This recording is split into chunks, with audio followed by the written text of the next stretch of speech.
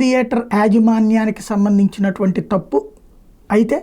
అల్లు అర్జున్ మీద కోపమా లేకపోతే మన సత్తా ఏంటో ప్రజలకు చూపెట్టాలనుకున్నామా లేదా పేరు చెప్పలేదని కోపగించామా లేదంటే గనక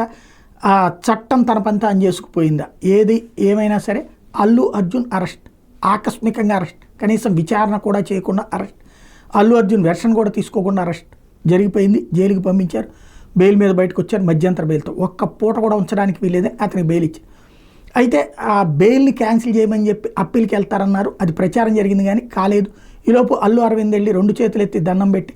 అబ్బాయిని కలిసి వచ్చాను పర్మిషన్ ఇచ్చినందుకు రేవంత్ రెడ్డికి ధన్యవాదాలు అన్నతో ఆగింది అయితే అల్లు అర్జున్ విషయంలో అంత సీరియస్గా తీసుకుని రేవంత్ రెడ్డి ఇంతవరకు ఎలాంటి అరెస్ట్ మీద స్టే ఇవ్వలేదు ప్రత్యక్షంగా పోలీసుల సమక్షంలోనే మీడియాను కొట్టారు తర్వాత చివరికి ఒక మనిషి మొహం పగిలింది ఆసుపత్రిలో ఉన్నారు తీవ్రమైనటువంటి ఇబ్బంది పడ్డాడు కోర్టు కూడా అనుమతి ఇచ్చింది కోర్టు కూడా అరెస్ట్ చేయడానికి అడ్డుపడలేదు మరి ఇప్పుడు రేవంత్ సర్కార్ అరెస్ట్ చేస్తుందా కేసు పెడుతుందా లేదా ఇది కేసు అయితే నడుస్తుంది అరెస్ట్ చేస్తుందా లేదా మోహన్ బాబు అల్లు అర్జున్ విషయంలో పడ్డ ఒక నీతి మోహన్ బాబుకి ఒక నీతి చూడాలి